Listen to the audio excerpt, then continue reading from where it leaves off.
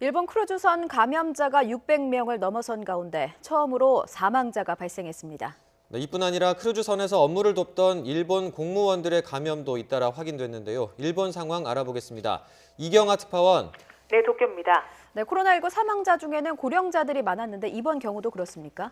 네, 그렇습니다. 이번에 감염이 확인된 2명은 모두 80대로 남성과 여성 1명씩입니다.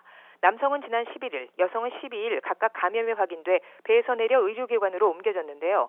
병원으로 옮겨진 뒤 호흡곤란 증세 등을 보이며 상태가 악화돼 일주일여 만에 결국 사망했습니다. 크루즈선 감염자 600여 명 가운데 사망자가 나온 것은 이번이 처음입니다. 일본 전체로 보면 이번 코로나19 감염으로 인한 사망자는 카나가와현에서 감염이 확인돼 치료를 받다 지난 13일 숨진 80대 여성을 포함해 모두 3명이 됐습니다. 네, 그리고 크루즈선에서 업무를 돕던 일본 공무원들이 잇따라 감염되는 일도 있었다고요.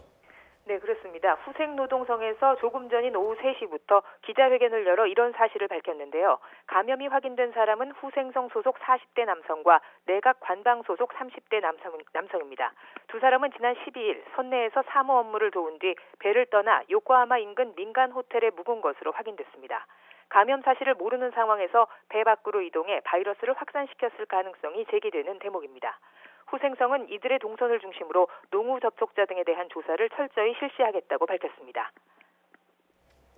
예, 어제 이어서 오늘도 하선이 이어지고 있는데 지금 몇 명이나 내려왔습니까? 네, 오늘은 일본인 250명, 외국인 250명 등 500명이 배에서 내려왔습니다. 승객 중에 고령자를 중심으로 검사에서 음성 판정을 받은 사람들이 순서대로 내려왔는데요. 배에서 첫 감염자가 확인된 지난 5일을 기준으로 격리기간 14일을 보낸 사람들입니다. 배 안에 남은 한국인 승객 8명도 속속 내려오고 있습니다. 주일 한국대사관 측은 어제 1명이 내렸고 오늘 4명이 하선 통보를 받은 것으로 확인했다고 밝혔습니다. 남은 3명도 내일 중에는 배를 벗어나게 될 것으로 보입니다.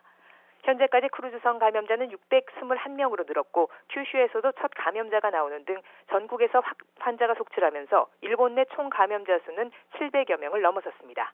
지금까지 도쿄에서 YTN 이경아입니다.